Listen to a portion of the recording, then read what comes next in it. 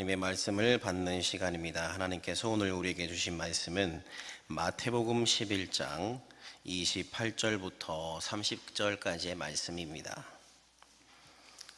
신약성경 18면에 있는 마태복음 11장 28절부터 30절까지의 말씀을 저와 여러분이 합독하겠습니다. 수고하고 무거운 짐진 자들아 다 내게로 오라. 내가 너희를 쉬게 하리라. 나는 마음이 온유하고 겸손하니 나의 멍에를 메고 내게 배우라. 그리하면 너희 마음이 쉼을 얻으리니 이는 내 멍에는 쉽고 내 짐은 가벼움이라 하시니라. 아멘. 할렐루야. 이 시간도 말씀을 통해 우리의 심령을 변화시켜 주실 주님을 사모하는 우리 모두가 되기를 간절히 축복합니다. 요즘에 젊은이들 사이에서 많이 각광받고 많이 불려지는 찬양이 있습니다. 그것이 무엇이냐면 아버지를 닮아 있네, 나의 하나님 혼자 걷지 않을 거예요, 날 살피시는 주, 이와 같은 찬양들이 바로 그것들입니다. 자, 이 찬양들이 청소년들 그리고 청년들 그리고 3040 이음 세대들에게 많이 불려지고 있는데, 이들 찬양에 한 가지 공통점이 있습니다. 그것이 무엇이냐면 이 찬양의 주제가 바로 위로라는 점입니다. 요즘 많은 이들에게 필요한 단어가 바로 위로가 아닌가 싶습니다. 누군가 내 마음을 알아준다는 것, 우리는 그것 하나만으로도 살아갈 용기를 얻게 되지요. 요즘 사람들의 행복 지수에 대해서 한번 찾아보았더니 지난 3월 20일에 발표한 한 자료를 찾게 됐는데요. UN 지속가능 발전 해법 네트워크가 2025년 세계 행복 보고서라는 것을 발표했는데, 이 세계 사람들 중에서 어느 국가 사람들이 행복을 느끼며 살아가는가라고 이렇게 말하고 있는데, 좀 더 보여주세요. 핀란드가 1위입니다. 좀 작아서 안 보이실 수도 있겠는데요. 맨 1위에 핀란드가 있고요. 그래서 이 핀란드는요, 올해만 1등을 한 것이 아니라 8년 연속 부동의 1위라고 해요. 국민의 96.6%가 곤란한 상황을 맞닥뜨렸을 때 의지할 사람이 있다라고 답했고, 94.6%는 어떠한 삶의 형태를 고를 수 있는 선택의 자유가 있다라고 말했다고 합니다. 2위는 덴마크, 3위는 아이슬란드, 4위는 스웨덴인데, 직전 같은 조사에서도 똑같은 순위를 차지를 했고요. 네덜란드는 5위, 노르웨이는 7위였습니다.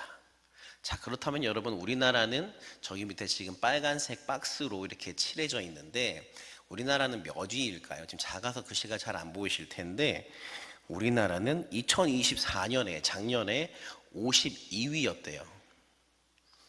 올해는 그런데 2025년엔 그것보다 6단계가 더 내려간 58위를 기록했다라고 합니다.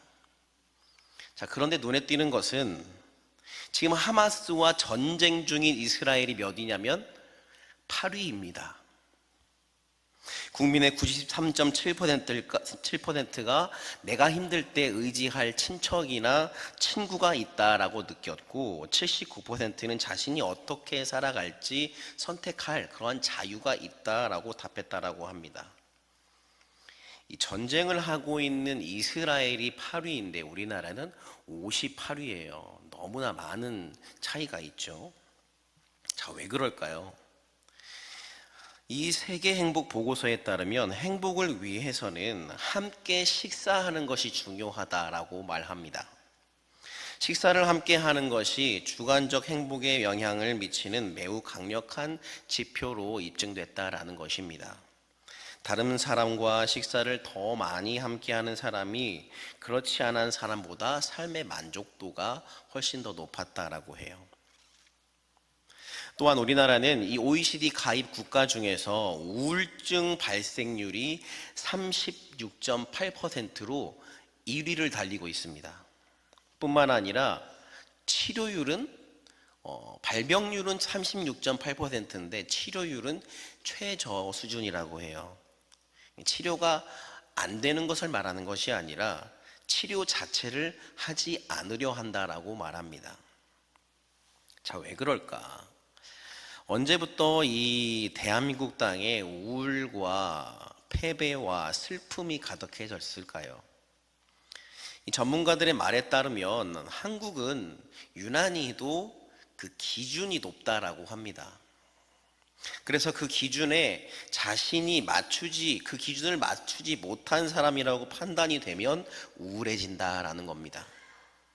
기본은 해야 된다, 1인분은 해야 한다라는 그런 말이 요즘 많이 있을 정도로 개개인의 사회 구성원으로서의 기본 기준이 높기 때문이다라고 말을 해요. 우리나라는 전쟁을 통해서 폐허가 된 이 나라를 복구해 가면서 보다 더 잘 살고자 하는 그 욕망, 그리고 내 후대에는 이런 힘든 것을, 내가 살아왔던 이 힘든 것을 내 후대에는 물려줘서는 안 된다라는 이런 사회적 통념으로 인해서 대한민국의 사회는 높은 보이지 않는 기준이 생겨났게 됐다라는 겁니다. 또한 우리나라는 특별한 자원이 없기 때문에 교육을 통해서 기술을 배우든 지식을 쌓든 이런 것들이 성공의 수단으로 여겨지기 때문에 그러한 흔히 말하는 성공했다라는 말을 듣지 못하게 되면 우울해진다라고 말합니다. 그래서 이 서은국 교수라는 분이 쓴 행복의 기원이라는 책이 있는데요. 저 책에 보게 되면 대부분의 나라들이 나라의 경제력이 상승하면 국민의 행복 지수가 같이 상승하게 되는데 일반적인 모습이 그러는데 그 법칙을 따르지 않는 전 세계 유일한 두 나라가 있는데 그것이 바로 대한민국과 일본이다라고 말합니다. 이어서 대한민국이 행복하지 않은 이유는 한국에는 개인주의보다 집단주의적 사회이기 때문에 목표를 이루기 위해서 희생해야 하고 노력해야 하는 그런 것들에서 오는 심리적인 자유도가 떨어진다라고 말합니다. 유럽의 행복지수가 높은 나라들은 대부분이 집단주의적 사회이기보다 개인주의적 사회일 때에 사람들이 느끼는 행복지수가 높아진다라고 분석을 해요. 또한 아주 중요한 것이 대한민국은 다른 사람의 눈치를 너무 많이 보기 때문이다라고 말합니다. 이 한 정신과 의사는 자신에게 치료를 받으러 온 한 사람에 대해서 이야기를 하면서 뭐라고 말을 하냐면 이 사람이 자신에게 상담을 하는데 내가 지금 취업을 준비하고 있는데 이 취업 준비가 굉장히 좀 길어지면서 친구들 모임에 떳떳하게 잘 나가지 못하고 있다. 친구들이 혹여 나를 보며 내가 나갔을 때 나를 보며 너 아직도 취업 준비하고 있느냐, 어디 알아보고 있느냐, 어느 회사를 들어가기 위해서 준비하고 있느냐, 거기 좀 별로지 않느냐라고 하는 그런 말들을 듣기 싫기 때문이라고 해요. 그러면서 자존감이 계속해서 낮아지고 우울한 마음이 드는 것이죠. 여러분, 그래서 저도 한번 궁금해서 우울증 자가 테스트를 한번 해봤습니다. 이 포털 사이트에 무료 우울증 테스트라고 치면 어렵지 않게 이걸 하실 수가 있는데 60점 만점에 15점 나와서 정상 범위라고 하더라고요. 자, 여러분의 마음은 어떠십니까? 여러분은 행복하십니까? 아니면 우울하십니까? 앞에서 대한민국이 행복하지 않은 이유에 대해서 여러 가지 말씀을 드렸는데 결론적으로 표현하자면 기준에 충족되지 않기 때문이다라는 거예요. 자, 그렇다면 우리는 어떻게 해야 할까? 많은 사람들이 행복을 꿈꾸지만 행복하기 위해서 살아간다라고 말하지만 이 행복이라는 이름의 파랑새는 과연 우리 삶에 존재하기는 한 것일까? 예전에 아주 인기를 끌었던 TV 프로그램 중에 나는 가수다라는 프로그램이 있었죠. 거기서 누구보다 사람들에게 놀라운 파장을 안겨준 이는 임재범이라는 이 가수가 있었습니다. 윤한기 목사님의 곡인 여러분을 열창하는 모습을 통해 사람들에게 많은 감동과 위로를 안겨주었었죠.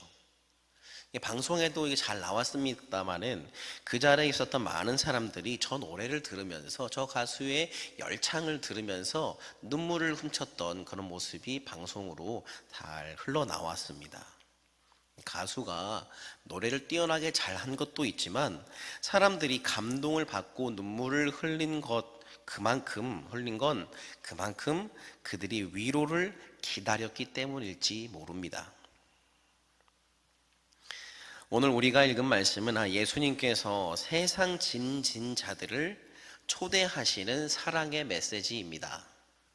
그런데 맥락이 조금은 어렵습니다. 오늘 말씀의 단락이 25절부터 우리가 읽지는 않았습니다만은 11장 25절부터 그 단락이 시작되고 있는데 25절부터 27절까지의 말씀이 무슨 뜻인지 선뜻 이해하기 조금은 어렵습니다. 먼저 25절 말씀을 한번 보도록 하겠습니다.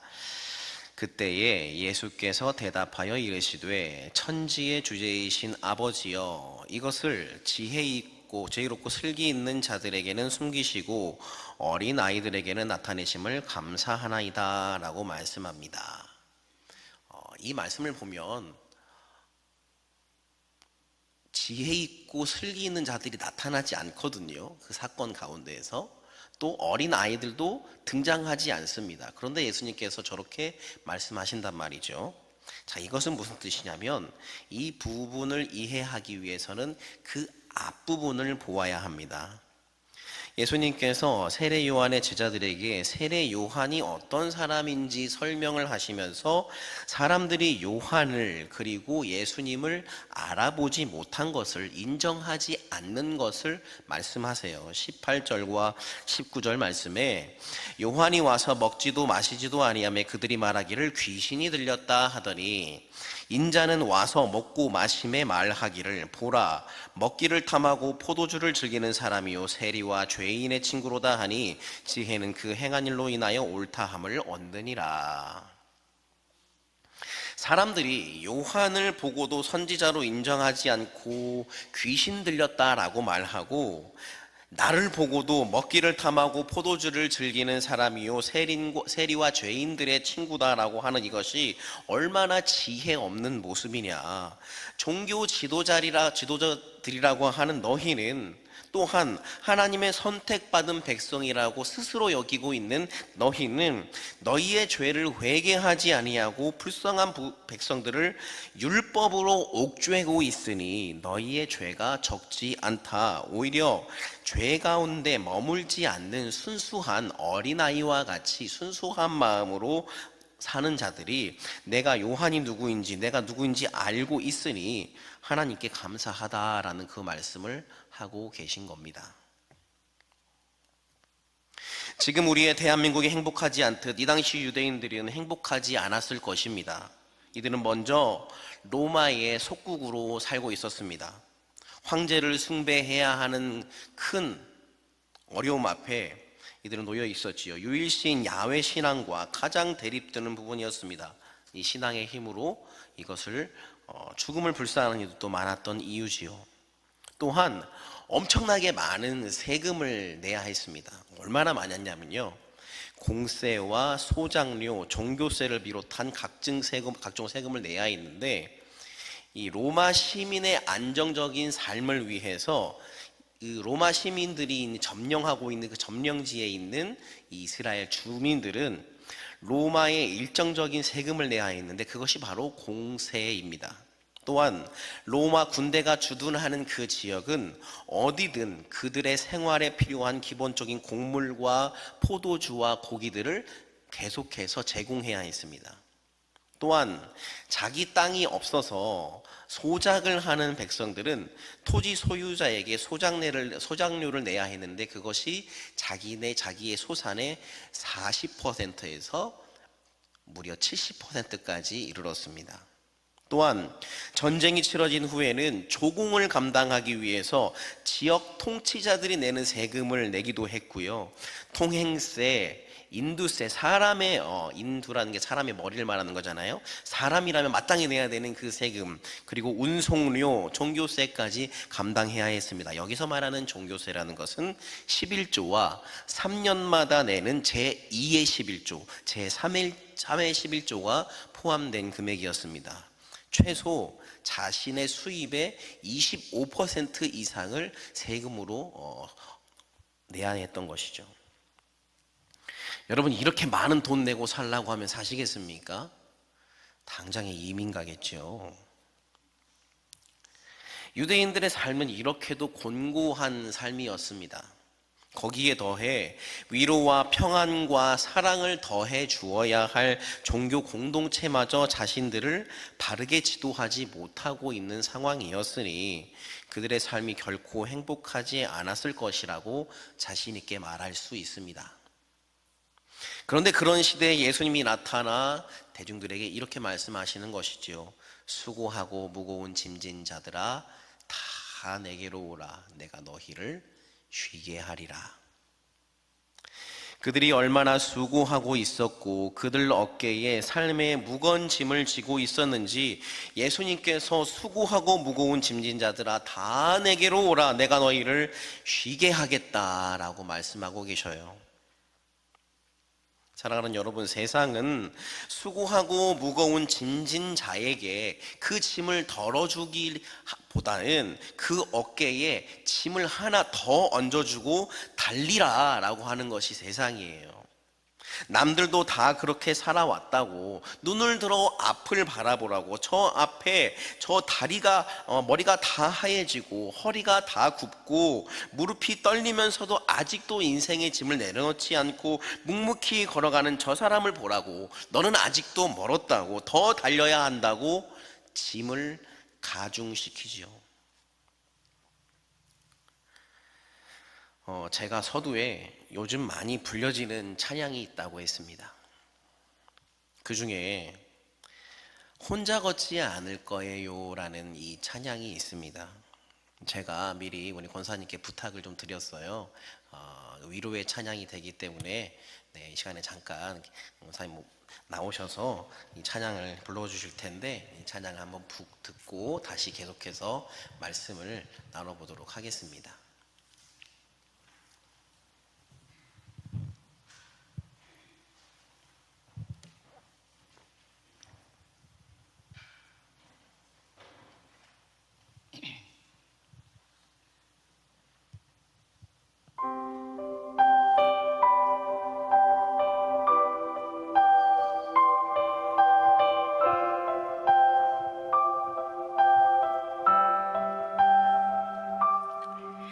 그대 폭풍 속을 걷고 있을 때 비바람을 마주해야 할 때 불빛조차 보이지 않아도 그대 혼자 걷지 않을 거예요. 두려움 앞에서 하늘을 보아요. 외로운 그대여 걱정 마요. 꿈꾸는 그 길을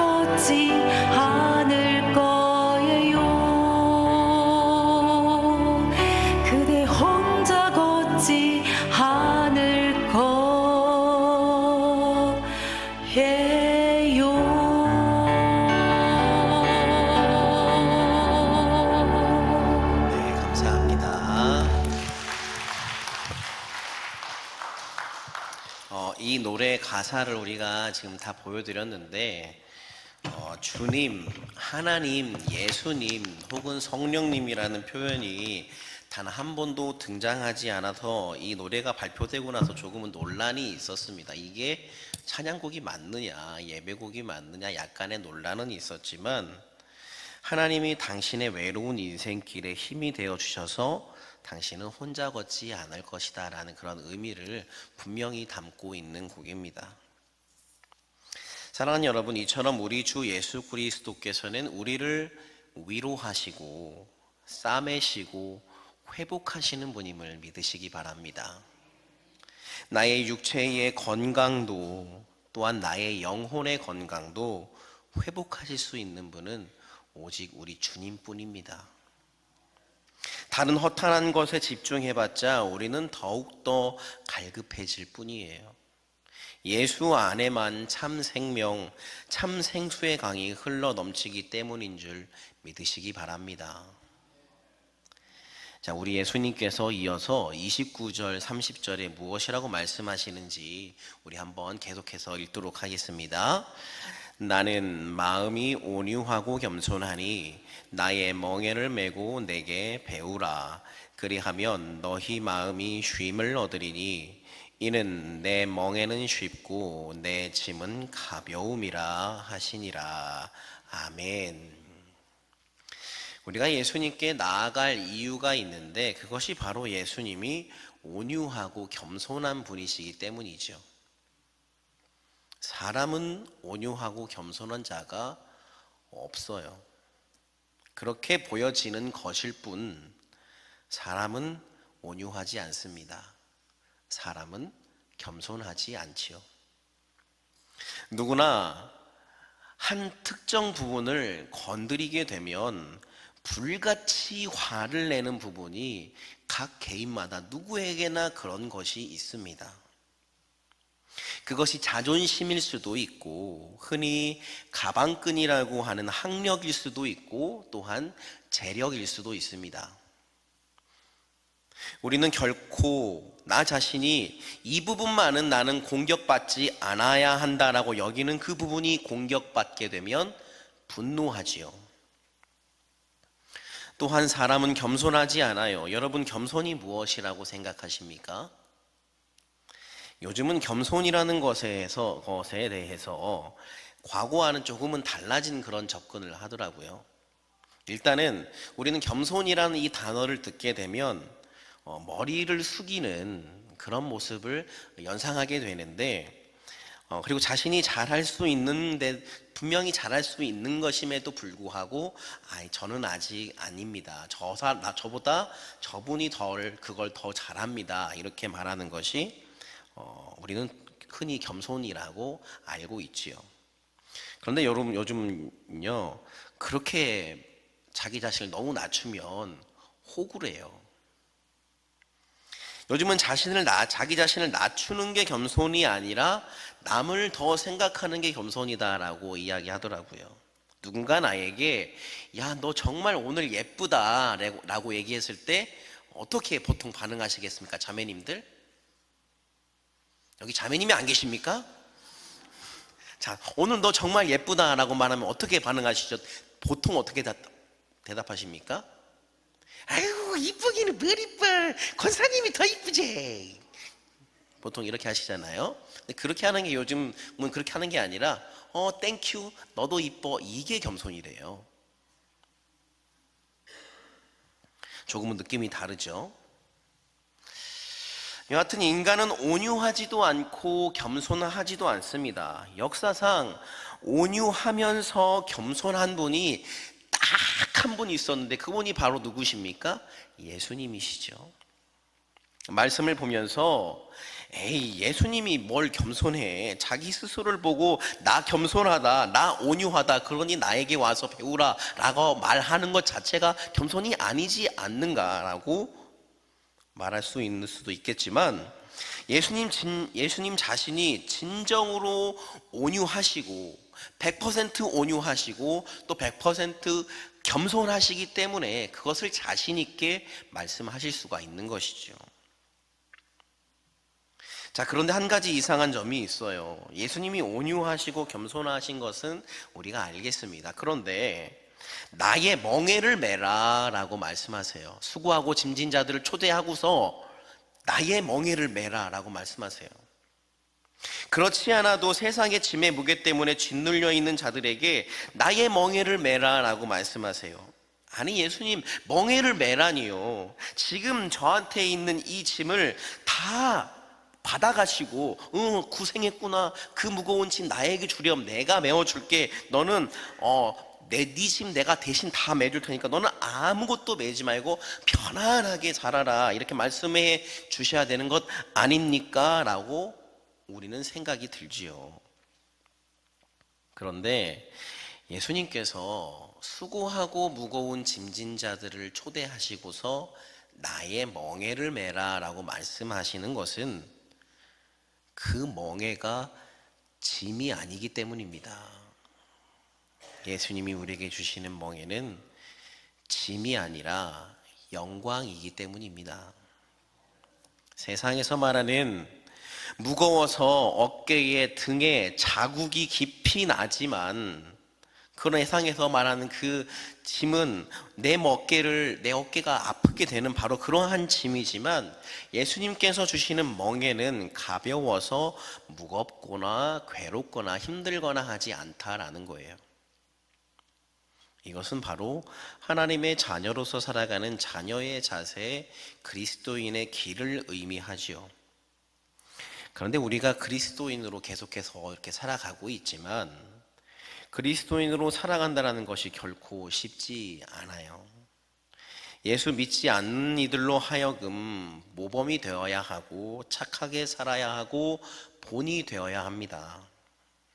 그런데 예수님은 우리에게 나의 멍에를 메라 라고 말씀하세요. 예수님께서는 우리가 멍에를 지고 가는 것을 뒷짐지고 보시고 아무것도 하지 않으시는 분이 아니라 우리가 가야 할 길을 나보다 더 먼저 가셔서 그 길을 내가 잘 갈 수 있도록 그 길을 닦아 놓으시고 또 나와 함께 옆에서 그 길을 계속해서 걸어가는 분인 줄 믿으시기 바랍니다.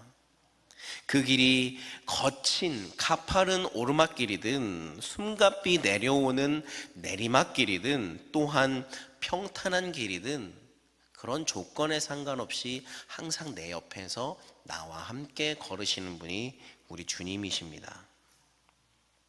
그래서 나에게 맡기신 멍에를 내가 잘 메고 잘 걸어갈 수 있도록 옆에서 도우시고 힘을 주시는 분이 우리 예수 그리스도이시다라는 것입니다. 오늘 말씀의 제목이 수고한 또 수고하는 당신에게입니다. 이 수고한이라는 말은 인생의 모든 경험을 많이 하신 우리 어르신들을 일컫는 말이고요. 수고하는은 아직은 예수님과 함께 믿음의 길을 계속해서 걸어가는 과정 중에 있는 분들에게 드리는 메시지입니다. 사랑하는 여러분, 우리는 일생 사는 동안 참 많은 수고를 합니다. 지금 이 순간도 삶의 많은 짐들로 인해 지쳐 계신 분들에게 예수님의 위로가 가득하기를 간절히 축복합니다. 여러분, 지금까지 너무나 잘해 오셨습니다. 그 누가 뭐라 해도 여러분은 잘 살아오신 겁니다.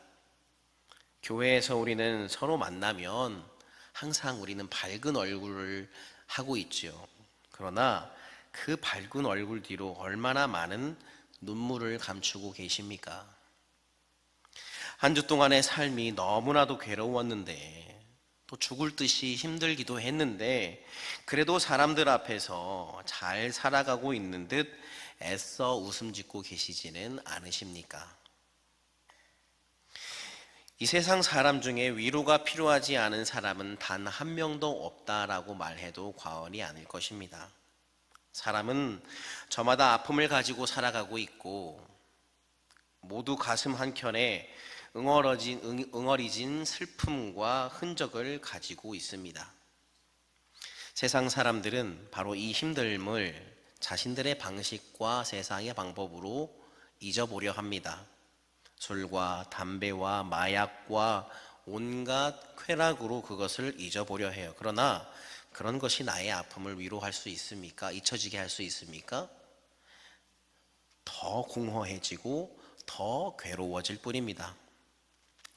그렇다면 사람이 나의 아픔을 위로해 줄 수 있습니까? 아무리 함께 사는 남편이나 아내가 또한 내 자녀가 나의 아픔을 진정으로 위로해 줄 수 있습니까? 없습니다. 해줄 수 있다고 해도 그 상처와 아픔이 완전히 100%다 사라지도록 해준다는 것은 불가능한 일이죠.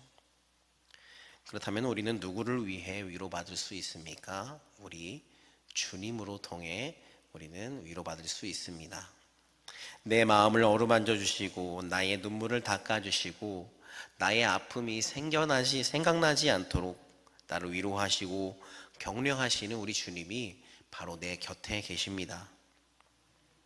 주님이 나를 위로하시고 또 나를 회복하시면 우리가 그동안 세상에서 흘렸던 눈물과 아픔과 상처들이 감사와 찬양과 영광의 고백으로 바뀌어지게 될 겁니다. 사랑하는 여러분, 오늘 이 시간 하나님께서는 말씀으로 우리를 위로하십니다. 수고하고 무거운 짐진 자들아 다 내게로 오라. 내가 너희를 쉬게 하리라. 기도하겠습니다. 하나님 감사합니다. 오늘 말씀을 통해 나를 위로하시고 격려하시니 감사합니다. 사람들은 왜 그렇게도 내 마음을 몰라주는지, 그러면서 왜 무조건적으로 계속 더 앞으로 나아가야 할 것만을 강요하는지, 이제 너무 지쳐버린 앞이 보이지 않는 삶을 살아가는 이들에게 하나님의 위로를 더하여 주옵시고, 나를 쉬게 하시는 주님, 나를 살리시는 주님을 바라보며 믿음의 길을 걸어가게 하여 주시옵소서. 세상에서 의미를 찾기보다 주님 안에서 진리를 찾게 하여 주시고, 사람들이 말하는 돈과 명예를 위하여 인생을 허비하지 않게 하여 주시고, 예수 그리스도와 매일 동행함으로 말미암아 믿음의 여정을 잘 걸어갈 수 있는 우리가 되게 하여 주시옵소서. 이 시간 마음이 아픈 자, 몸이 아픈 자를 위로하시는 주님을 바라봅니다. 나를 살리시고 회복하시는 주님의 음성에 귀 기울일 때에 나의 모든 상처와 연약함이, 내가 움츠러들게 되는 악한 사탄 마귀의 공격이 다 무너질 줄 믿습니다. 주님과 함께 걸어가는 우리가 되게 하여 주옵소서. 살아계신 예수 그리스도의 이름으로 기도합니다. 아멘.